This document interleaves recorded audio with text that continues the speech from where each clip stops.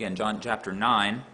And when we read this passage earlier today, we read, of course, verses 1 through 7, the story of how Jesus healed this blind man. How he spit on the ground, he made some mud with his hands, he anointed the man's eyes, he spread that mud on his eyes, said, "Go wash at the Pool of Siloam," which means sent. Again, an image of Jesus as the sent one who provides healing to God's people. And then he went and he was healed. And it says he came back healed. So what is the immediate, what you could say, fallout from that story? And that is what we're going to look at here this morning. Some of you may have heard of a well-known motivational speaker and life coach named Les Brown. Just curious, has anyone ever heard of Les Brown before? All right, I hadn't really heard too much about him.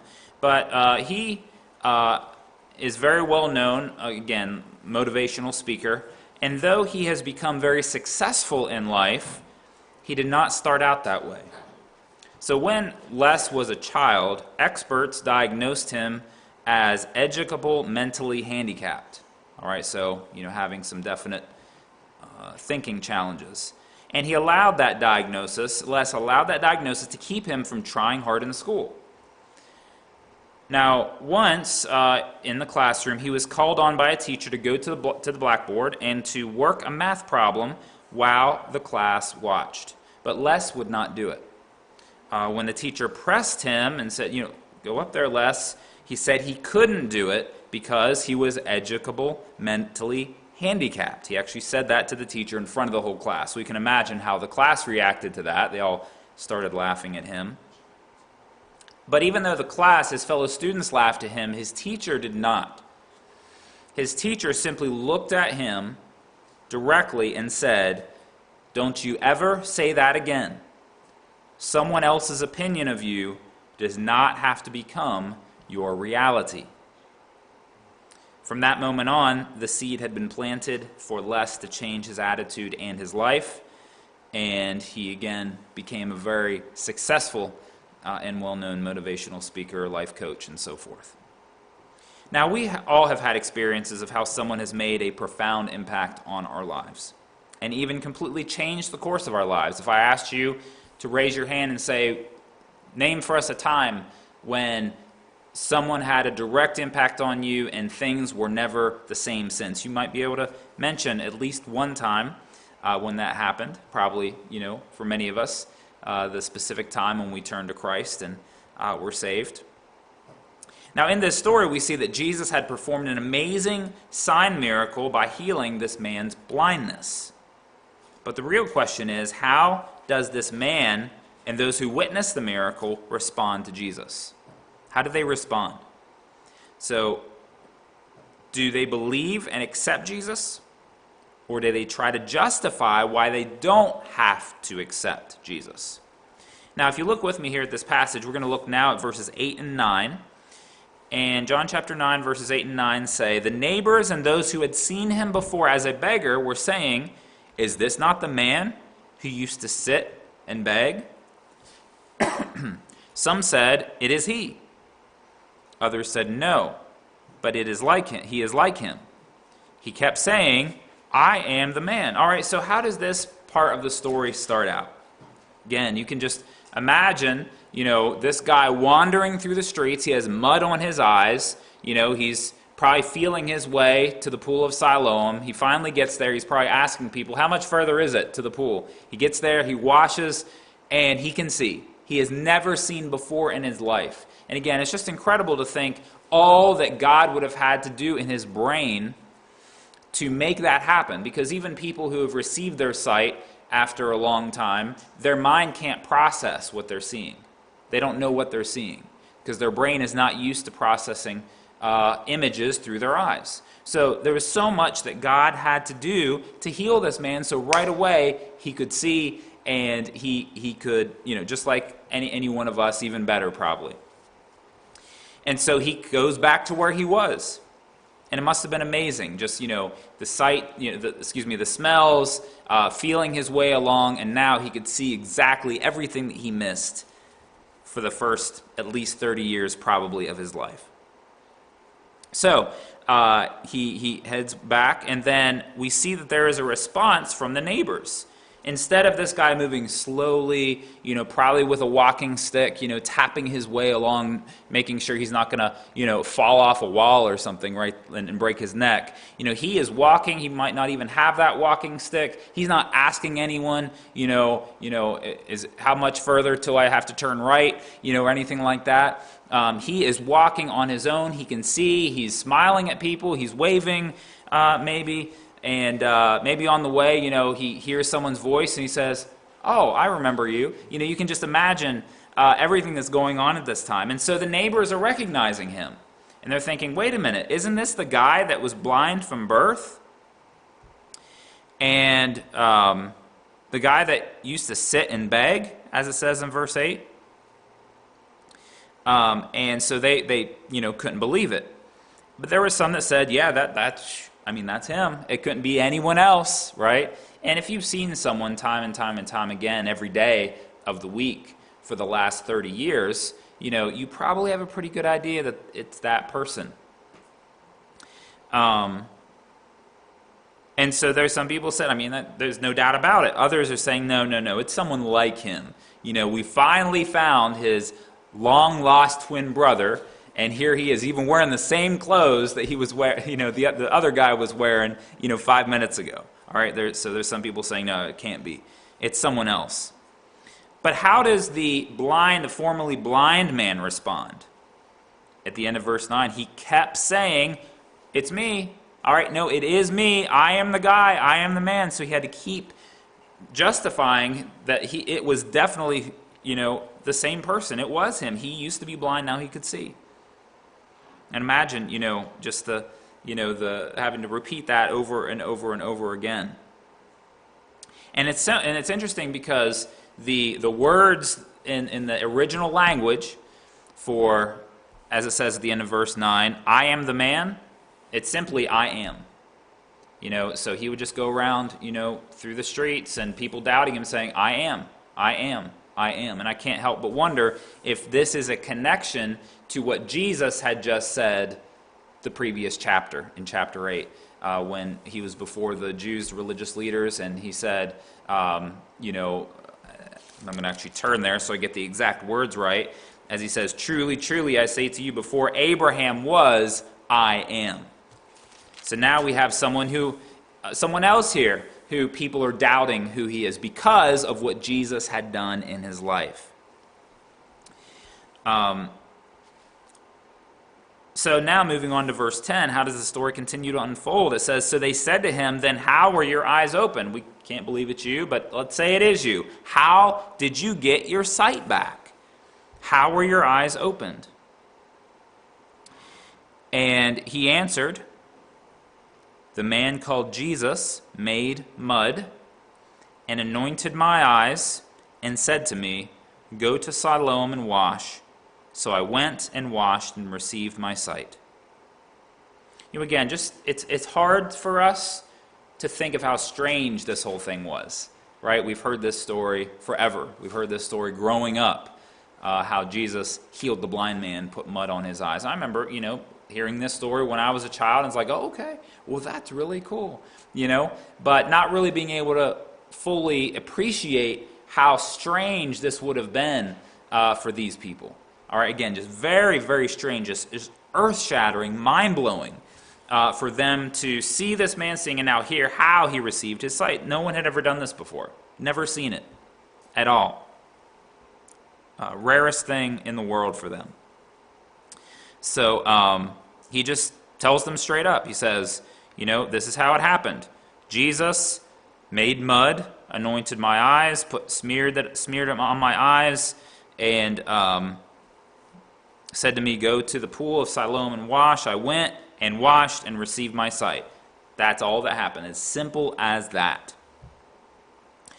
And how do they respond to this? So they then ask him another question. And they say to him, "Where is he?" He said, "I do not know." Now this is interesting because I'm sure many of these people had already heard of Jesus. Jesus had been around for a while, right? The stories of Jesus' miracles had probably spread to them, but they had never seen a miracle like this before. Probably many of these people who are the neighbors had never been to a miracle sighting of Jesus. So they had heard the stories, but they're already skeptical, so they were probably skeptical back then as well. If they had a relative come down from Galilee and say, guess what, Jesus fed all 5,000 plus of us with only 5 loaves and 2 fish. It's like, okay, yeah, tell me another one, right? I wasn't there, so I'm not going to believe it. So these people likely had not seen Jesus do anything. Maybe they had heard of Jesus doing some of those miracles. But again, just very skeptical. And one of the most interesting things to me is that how is it they respond by just asking questions and not believing. Because I would think that they would respond by being so happy and thankful that their friend, their neighbor, their relative even, now had his eyesight back. That's how I feel like I would want to respond. However, when they just, ask him another question, where is he? Where is this person that you said healed you? And which again is interesting. And how does he reply? He says, I do not know. And I think that's an interesting reply. Of course, he had never seen Jesus. He was about to see Jesus, if you know how the story goes on, but he had never seen Jesus. He didn't know where he went. He said, this person healed me, gave me the best gift I'd ever received, and I have no idea where he is. And this may point back to John chapter 7, verses 24, or I think it's 34 through 36, where he tells the Jews that they will seek him, but will not find him. Make sure I got that reference correct. John chapter 7, verse 34, you will seek me, and you will not find me. Where I am, you cannot come. And then it continues there all the way to verse 36. So I think here, again, this may be an allusion to the fact that of Jesus' upcoming departure, his ministry, and what's going to happen there. Because so much of what John includes here is symbolic of Jesus' greater ministry in person. But this also may indicate that Jesus couldn't be found because it was not yet his time. We know that that is a big theme of the book of John, is that if Jesus were there at that moment, that could have been too much publicity for him, and people might have tried to make him king right there at that moment. So it was good that he kind of, went away so that when people gathered around the formerly blind man and started asking him questions, they then couldn't immediately react to Jesus. So what does this all seem to indicate? Well, first of all, I would say that the first thing I would bring out from these few verses that we just looked at is that those around us may be slow to accept the work of Christ within us. Those around us may be slow to accept the work of Christ within us. Now imagine that you are diagnosed with cancer. Of course, you tell those around you, and the word spreads to others, and after several checkups and treatments, the doctors examine you again. And after a very long wait, the doctors come back. They look very confused. They look very puzzled. But, they say, well, we have some good news for you. We can't find the cancer anymore. The tumor's gone. And I'm sure you've heard of wonderful stories like this happening from people that you know. And I've heard the same thing. And I just can't imagine the great joy and relief that person who had that tumor felt at that moment of hearing that. Might have also felt, well, are you sure you scanned, the right part? You want to check that again? I said, no, we are 100% sure that tumor is gone. And again, what is the reply? So much joy, so much thankfulness, just overwhelming gratitude that cancer is gone. That's a natural response. I'd say even for unbelievers, that's a natural response for a healing like that. And you probably, aren't going to immediately start with asking all these skeptical follow-up questions and say, I don't believe you. You don't know what you're doing. Let me go in that room and let me see the video of how you ran those scans to make sure that I know that you're telling the truth. Okay? Most likely that's not how people are going to respond in that situation. And you probably aren't going to have to argue with your family and friends and tell them, no, hold up. It's true. All right, it's true. No, don't get upset. No, it's true. It's me. I'm cancer-free. You're probably not going to have to go through a whole bunch of that, most likely. And this is similar to what was happening to the man whom Christ healed. It was so unbelievable that everyone was having a hard time accepting it. And it's unbelievably hard time accepting it. They had known this person, probably, of course, those who were older, had known him since he was born. And they had seen him day after day stumbling along the streets, trying to get help, going to the same spot probably every day to sit there and beg. And though none of us may have had this exact same experience, we have probably experienced people that is being healed from some sort of disease. We have probably experienced people not appreciating the work of Christ in us. Now, unfortunately, as we all know, we're in what you call a heavily churched society here in the South. That a certain level of morality and spirituality, they're commonplace. If you don't say, Merry Christmas, some people say, or they'll correct you on that.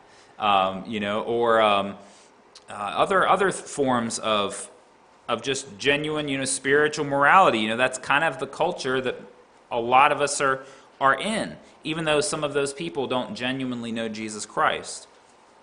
And sometimes as believers, we can fail to emphasize the work of Christ in us. So while you have a lot of people around us who say they're Christians, they're not able to really see, or they're not willing to really see, that you are in fact different. And sometimes they don't see that because we drop the ball, right? Because we fail to emphasize the work of Christ in us. And it's not necessarily through our words. Anyone can say that God blessed me or that God did something amazing for me. But it is usually through our actions. We can act more like the world than someone bought by Christ. And in those moments that would truly show the work of Christ in us, we let the flesh take over. Because you know what? Time after time, we all have opportunities to show the flesh or to show Christ, right? Those moments of pressure are typically when that happens. I think back to even my own job, or there are times when I probably did not respond in the most Christ-like way to this situation or that situation. I think I just missed an opportunity, to show the power of Christ in me and to show that other people can have that same power and difference in their lives as well. And it's regretful.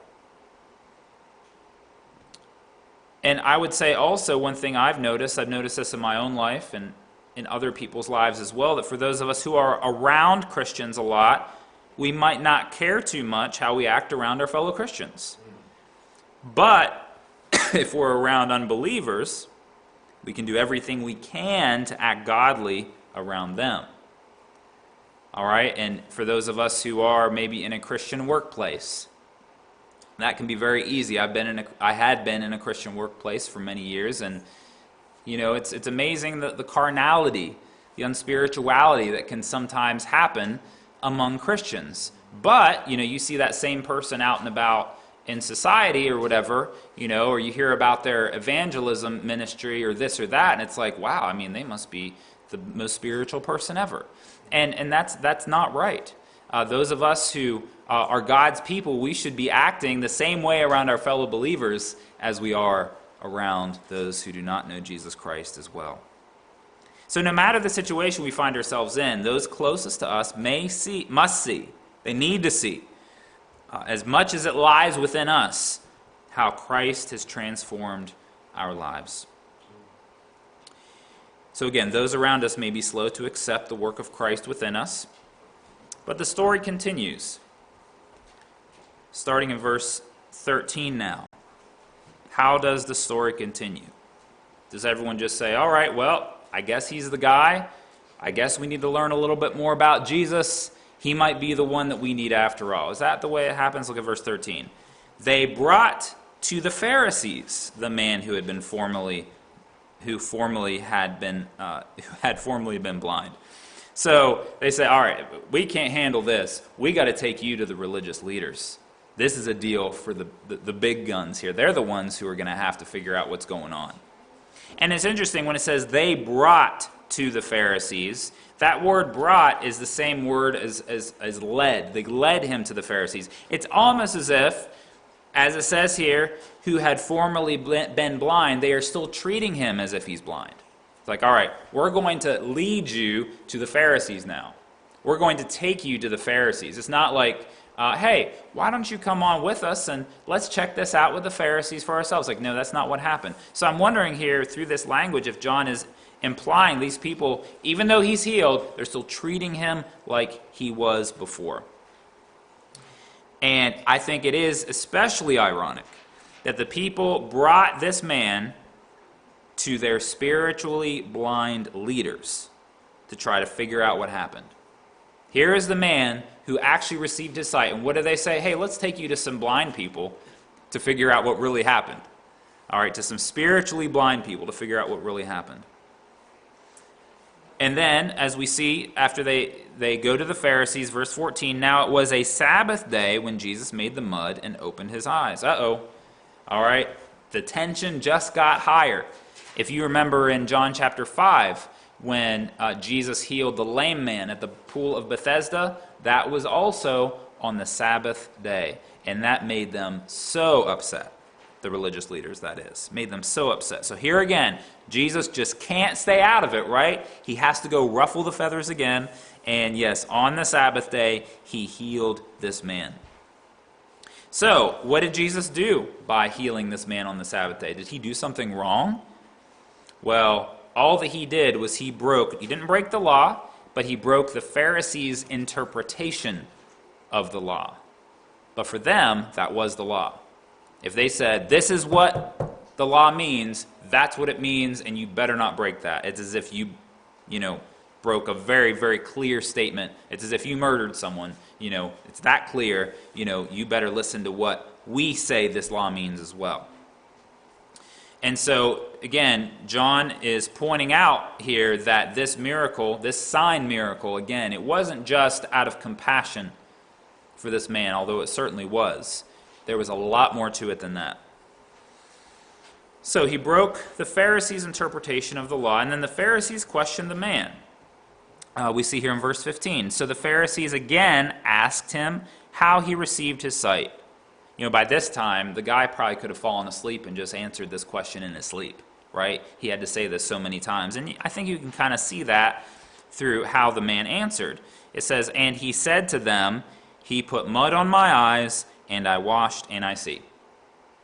All right, that's all he said. And you can probably sense, I think, just through how quickly the few words that he used here that he's saying, I'm really getting tired of this. All right, this is what happened. Can you just believe me here? Verse 16, some of the Pharisees said, this man is not from God, for he does not keep the Sabbath. But others said, how can a man who is a sinner do such signs? And there was a division among them. All right, so again, here we have the situation among the religious leaders.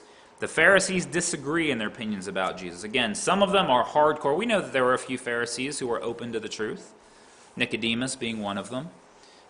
We know that Gamaliel was probably around at this time as well, who was open to considering things, whether something be truly of the work of God or not. So we know that not all of them, because it says some of the Pharisees said he's not from God. So we know there's a very clear, perhaps even majority of Pharisees who were completely anti-Jesus. And so we see that comes out. And again, the thing, he doesn't keep the Sabbath. But again, what we're talking about here is how they interpret the Sabbath law. Not necessarily what God says needs to happen every single Sabbath. All right, and Jesus had made that clear in other passages where he says, if any of you have an ox that falls into a ditch, which one of you are going to leave that ox there on the Sabbath day and not pull him out? The Pharisee's like, I'm not going to lose my money. I'm not going to let that ox die, even though it is the Sabbath. I know God is going to make an exception for me in this situation. So they understood that exceptions could be made in God's will. They knew that, but they weren't willing to apply that in this situation. Others, as we saw here in this passage, said, how can a man who is a sinner do such signs? And exactly, that is the clearer way of thinking. Because what demon-possessed person had ever healed a person's blind eyesight, right? Whenever we read about demon possession in the Gospels, what are the demons doing to that person? Throwing him in the water, throwing him in the fire, causing him to run around in the tombs, screaming all night, no clothes on, destroying the body. You know, the work of Satan is very clear. The work of Satan does not include benefits to the people. All right, and those more clear-headed among the Pharisees group, they understood that. And they said, there's no way that this person cannot be from God and do this. We haven't seen any bad person heal someone who has been blind from birth. We just haven't seen it. So let's use our thinking caps here. Let's use our clear reasoning here.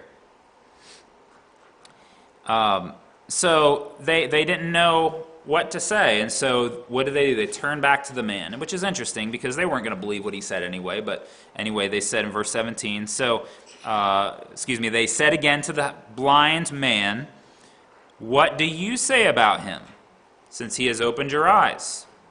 They turn back and say, all right, we don't know what to think. What do you think? What do you think about this guy? And how does he answer? He said, he is a prophet. Period. He is a prophet. Now, why would he say that he's a prophet? I don't believe any prophet in the Old Testament healed someone who was blind from birth. But again, think of Elisha. Think of Elisha whom Naaman came to him with leprosy, and God said, send him to the Jordan to wash 7 times and he'll come back healed. And so everyone knew that story. The blind man knew that story. The Pharisees knew that story. Everyone knew that story and all the other times when people were healed by a man of God, by a prophet. So what is the logical conclusion based on the Bible? This guy has come from God. He is a prophet, at least. All right? And I think that's probably the idea, is this man who was healed, he really doesn't know a whole lot. And I'm wondering if perhaps he might not technically be a believer yet, but his eyes, no pun intended, are definitely open and willing to see what is going on with Jesus, because he gave him the best gift he's ever received. So we see here that he is thinking biblically. He's thinking, well, he is a prophet. And it seems like he says this with no hesitancy. It's like, he's a prophet. End of story. And I believe that what we see here now from this section of the story is that those who oppose Christ will likely reject the work of Christ within us. Those who oppose Christ will likely reject the work of Christ within us. And that's something that we have seen in our own lives. We've tried to witness to someone. We've tried to show the truth of Christ. And there's really not any curiosity at all. There's not any willingness to consider. And it's as if they've already made up their minds that their belief system is the way it's going to be. So we're always going to have opposition around our lives. And it's unfortunate, but that is what happened here, and it continues to happen in the present day. Now, much of this portion of the story speaks to someone who has just witnessed the powerful work of Christ and is trying to see how his new life fits in his old life. All right? We all have had that experience in one way or another. We've been struck with how we need to follow Christ, and we're thinking, okay, I've been doing this, I've been hanging out with these friends, I've been, they know me for this, and how am I going to change things around? So he's struggling with this here. He knows that something amazing has happened to him, and he's probably thinking, okay, I'm feeling some tension here among my neighbors, among my religious leaders. What am I going to do? What am I going to say? And I think this is probably building here in his thinking. But again, he didn't know too much about Jesus Christ, but he knew that Jesus gave him what he truly needed. So he could have easily told the Pharisees something else, though, right? He could have easily told his friends that, as well, that this healing, it was some sort of fluke, right? I probably was almost able to see, for all of my life, and, the way that he just kind of smacked my eyes with that mud, it just triggered something, that was about ready to happen, and now I can see. He probably could have come up with some other explanation as to why he could see, and, it had nothing to do with Jesus. But he didn't do that. He didn't know who Jesus was. He said, I don't know this person, so I don't owe him any loyalty. But we see that this man stood by the truth even when everyone around him did not believe. Amen. And this is what God is calling us to do. And as we will continue to look at this story, Lord willing, in future Sundays, we'll see that his resolve only gets stronger with the continuing pressure. And the pressure continues to build for this man who had received this amazing gift from Jesus. So if given enough pressure by those around us, we can be tempted to doubt the power of Christ, right? We can be tempted to doubt the gospel. We could be tempted to doubt our new identity in Christ, or think, it's really, I guess maybe it's not that important, as I originally thought it was. Maybe I can kind of live the way I was living before and just kind of add some additional spirituality, right? And then everything will be all fine.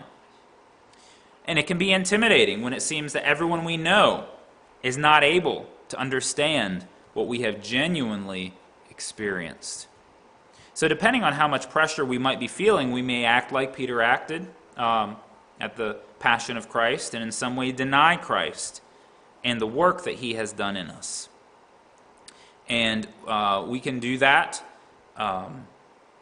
by word or by deed, or just, by just some little, where we have an opportunity to stand for Christ, and we just sort of ease our way out of it to keep the peace in a way when we should have stood up for Christ in that situation.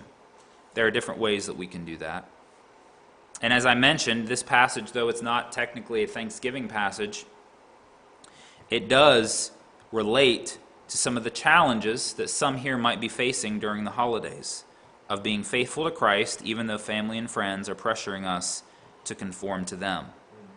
The holidays are, as I understand it, one of the most stressful times of the year for a variety of reasons, but especially because there are these expectations, again, to get together with family, and then when you get together with family, you have all these arguments and disagreements and pressure, and, you cooked all the food, and now you have to wash all the dishes, and they're not helping you, and, all this stuff that causes pressure. And again, it's the pressure that really shows who we are. It's the pressure that really shows if we are a child of God or not, or allows us to walk with Christ in the power of Christ, and to display Christ in those moments of pressure where people can clearly see that, yes, we are different than the usual, the typical unbeliever out there. So the answer for these times of pressure is simple. We must continually remind ourselves of what Christ has done for us. We must continue to preach the gospel to ourselves.